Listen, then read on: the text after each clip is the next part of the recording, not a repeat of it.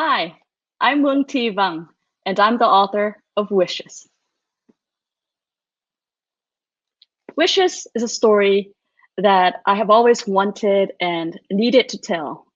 Like many others from my small and close-knit village, my family fled from Vietnam to Hong Kong to escape political persecution, poverty, and oppression. I grew up listening to my parents and relatives tell stories of their journeys, and I try to capture and distill their experiences with the words in this book. Thanks to Victor Nye, the talented and brilliant illustrator of Wishes, and also thanks to the incredible team at Scholastic, I'm finally able to tell this story as honestly and as directly as I can. But one thing to note is that my family's story, the story that you read in Wishes, that story is not unique. It is told again and again, every day around the world. The UN estimates that right now, more than 80 million people have been displaced from their homes. And of those, around 30 to 34 million are children under the age of 18. That number is even higher when you count all those who desperately wish that they could find a new home, regardless of the reason. I hope this book will open your heart, and I hope that you'll understand that Wishes is just one part of a much larger story. The story doesn't begin on the first page, and it doesn't end on the last page. So what does the next part of the story look like? And what can we, you and me, what can we do about that? And how can we change the story? This is Wishes, read with permission from Scholastic.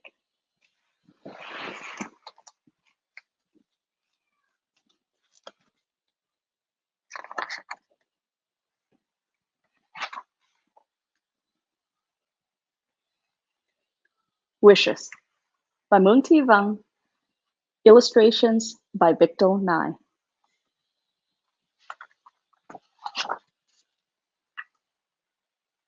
The night wished it was quieter.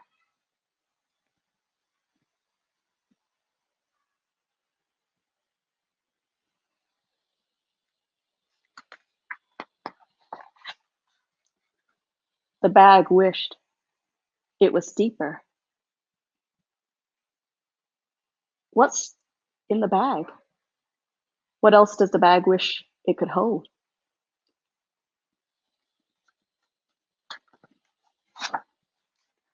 The light wished it was brighter.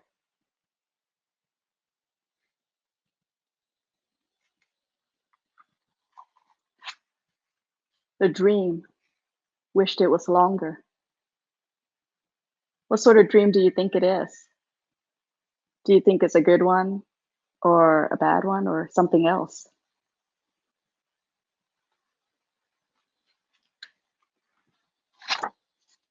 The clock wished it was slower. Do you think this family wants this moment to last longer?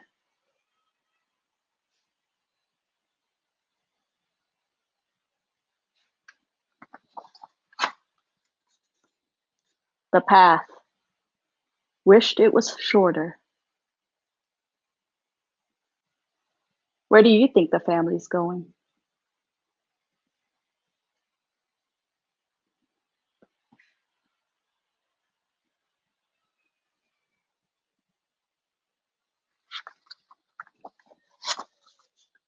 The boat wished it was bigger.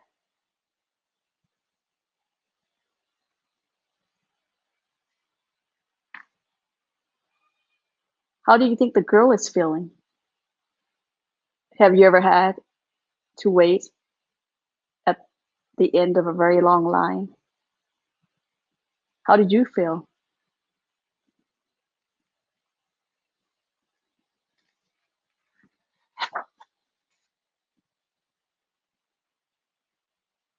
The boat, the sea wished it was calmer.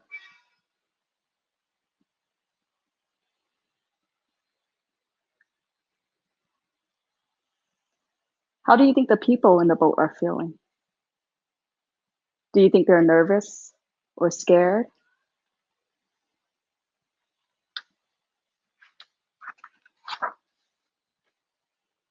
The sun wished it was cooler. How long do you think the people in the boat have been in the hot sun? What's the longest you've waited or been in the hot sun without any shade of any kind?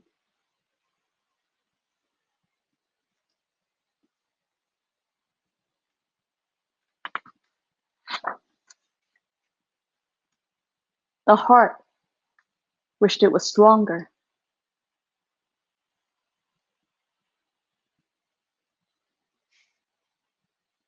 What do you think happened?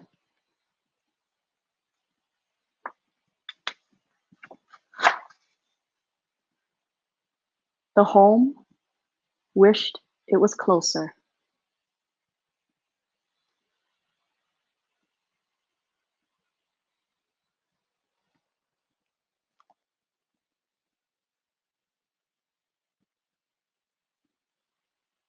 Who's at home? And why is it far away?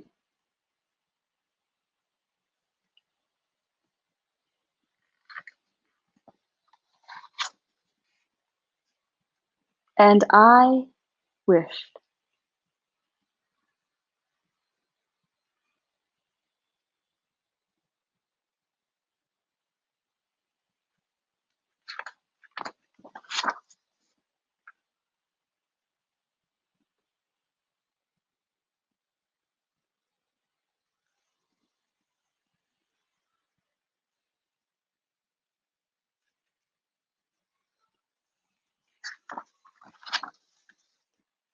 I didn't have to wish.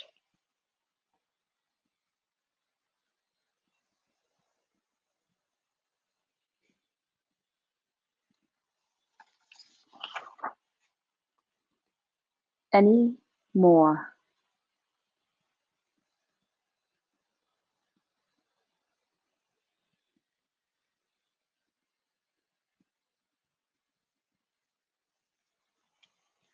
Who is wishing? And do you think they got their wish?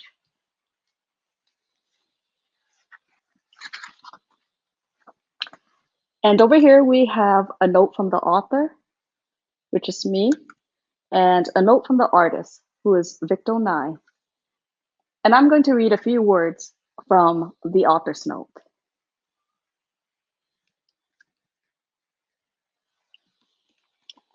Soon after I arrived, my family quietly made our way back to our village.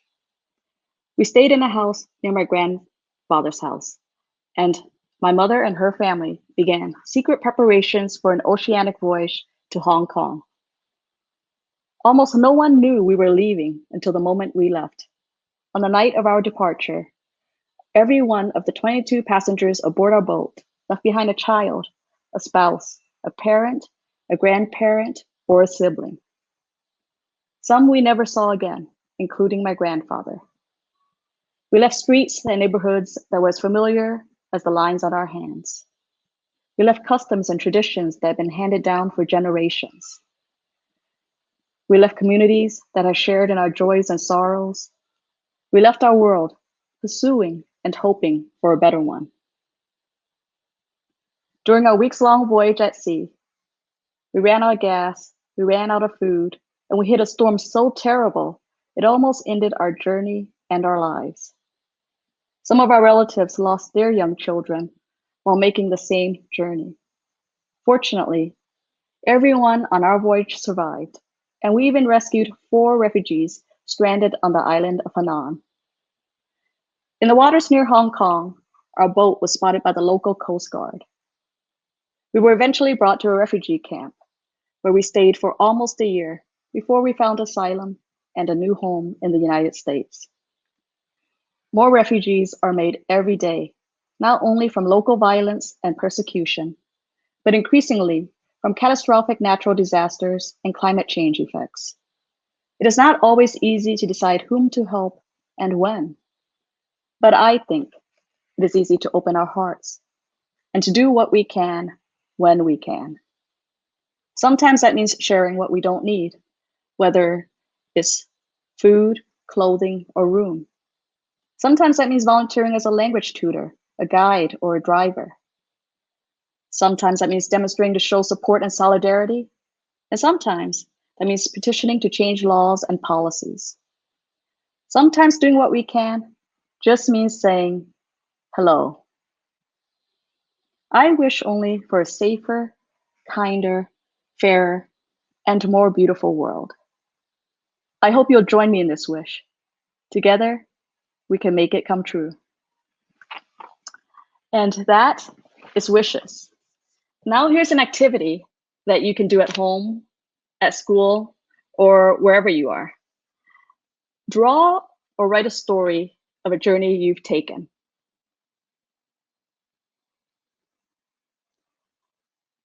Did you know where you were going? What did you pack? How did you travel? Were there any surprises along the way? Draw or write about your journey. So I'll give you an example. So the activity is draw or write a story of a journey you've taken. So this story was about my family leaving Vietnam. And now I'm going to tell you a story about me returning to Vietnam when I was 28 years old. So that is 27 years after I left it. I did know where I was going. Did you know where you were going? I did know. I was in Hanoi, which is in the northern part of Vietnam, and I wanted to go to Hue, which is the old imperial city in the central part of Vietnam. And my village, my ancestral village, is very close to Hue. So I wanted to go visit Hue. What did you pack? Well, I had a large backpack, the kinds that you carry when you don't want to carry a suitcase. And mine was green, and it was stuffed with clothes and an extra pair of shoes and some food and even a mask, because I actually had to buy a mask while I was there because there was a bit of air pollution in Hanoi, and the mask helped me breathe a little bit better. And so I had a mask even back then. And those were some of the things I had packed.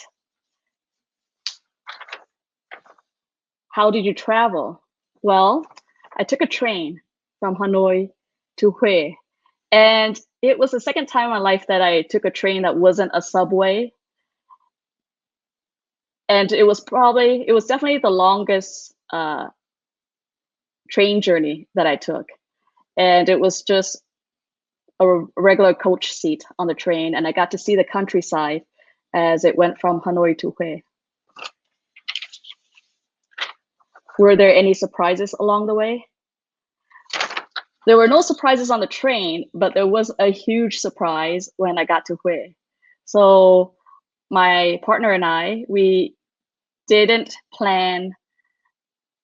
pick a place to stay at beforehand. So that was a surprise, first of all. So we spontaneously went to the city of Hue, and then we looked around for a place to stay at, and we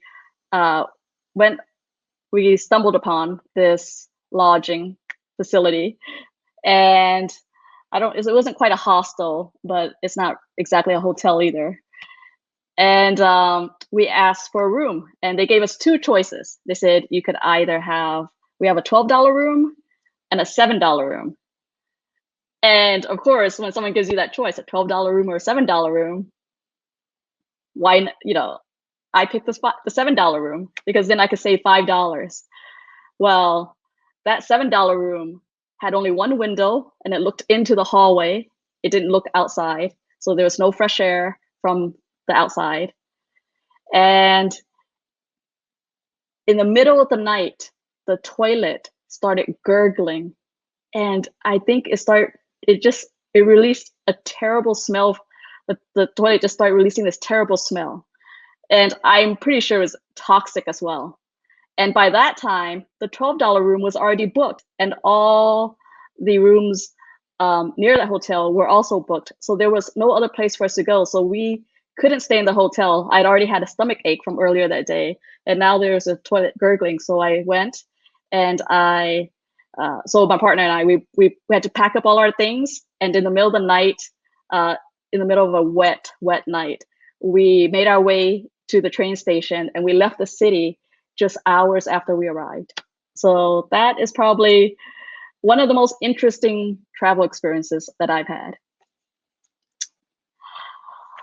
And so I hope you'll write about a journey that you've taken or draw about it and share it with someone. Support our indie bookseller partners by purchasing from the website you see on the screen.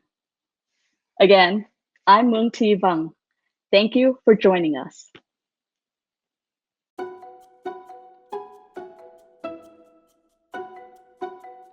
Hello, I'm Jose Cruz. I'm the CEO for the San Diego Council on Literacy.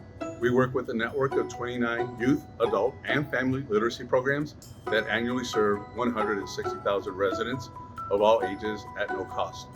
Our mission is to unite the community to support literacy. It's an exciting year for us. It's our 35th anniversary. It's also the 5th anniversary of the San Diego Union-Tribune Festival of Books. The San Diego Council on Literacy is a beneficiary of this event. So when you participate, you support literacy, especially through the author panels and just in general. So when you participate in this event, you also make it possible for another person, a child or an adult, to improve their reading and writing skills so they can read the books that you read. We have our favorite event activities. We like the Storytime Hour, and you probably have your favorites too. So we hope that you'll join us at the San Diego Union-Tribune Festival of Books and learn more too about the work of the San Diego Council on Literacy by going to literacysandiego.org. Thank you.